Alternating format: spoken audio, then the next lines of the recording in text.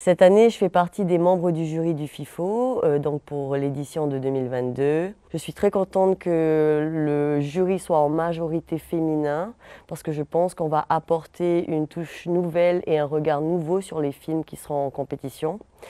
Je pense qu'il y a des thématiques qui vont peut-être plus nous toucher en tant que femmes et du coup, j'ai hâte de pouvoir débattre avec les autres membres du jury.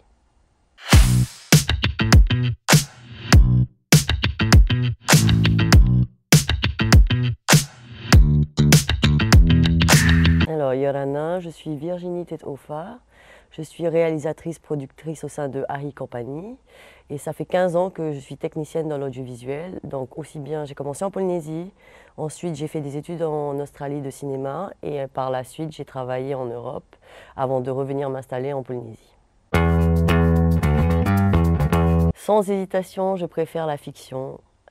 Parce que j'ai fait des études de cinéma et que pour moi, le cinéma, ça a toujours été un moyen de s'évader et de décrocher de la réalité. Alors que le documentaire te raccroche à une réalité, te met face à face au monde réel et je préfère vivre un peu dans un monde imaginaire. La Polynésie. La Polynésie d'abord, parce que j'ai grandi ici, je suis née ici. Même si j'ai vécu en Océanie, donc j'ai vécu en Australie, donc je connais un petit peu l'Océanie, la Nouvelle-Zélande, mais mon cœur sera toujours en Polynésie. Je préfère tourner qu'écrire. Écrire, c'est compliqué, parce que en fait, je suis quelqu'un de très visuel et du coup, l'écriture, c'est pas quelque chose qui me vient naturellement. Alors que le cadre, l'image, une fois que j'ai un bon scénario, j'aime bien mettre en image. Je préfère la radio. Je préfère ce qui est physique au numérique. Alors, je préfère les films. J'ai de plus en plus de mal à trouver de bons films parce qu'on est vraiment dans l'ère de la série et donc on a vraiment un panel de choix au niveau des séries. Et quand je zappe sur Netflix, je mets au moins 1 ou 2 heures avant de trouver un bon film. Je suis plutôt grand écran. J'aime beaucoup l'immersion qu'on peut avoir quand on est dans une salle obscure. Le petit écran, maintenant, c'est presque de l'audio, quoi. On l'écoute en faisant autre chose, en travaillant, en lisant, en faisant son ménage, sa cuisine, alors que quand on est au ciné et devant un grand écran, eh ben, on est totalement immergé et en fait, on s'intéresse à tout, que ce soit le son, l'image, l'histoire, voilà. Alors, les lumières, c'est compliqué cette question pour moi par rapport à la lumière. J'aime beaucoup la lumière naturelle, c'est la plus belle lumière qui existe, hein. Avec le soleil, c'est sûr que c'est difficile de recréer la lumière du soleil.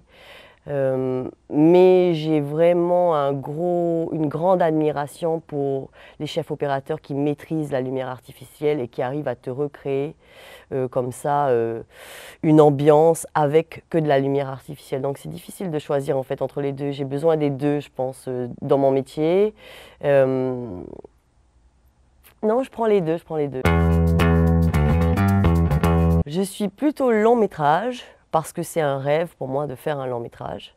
Mais j'affectionne particulièrement le court parce qu'il faut réussir à raconter une histoire de manière concise et c'est assez difficile, quoi. Il y a vraiment, les deux genres doivent exister et les deux genres sont totalement différents l'un de l'autre. Mais parce que c'est un rêve de faire du long, je vais dire long métrage.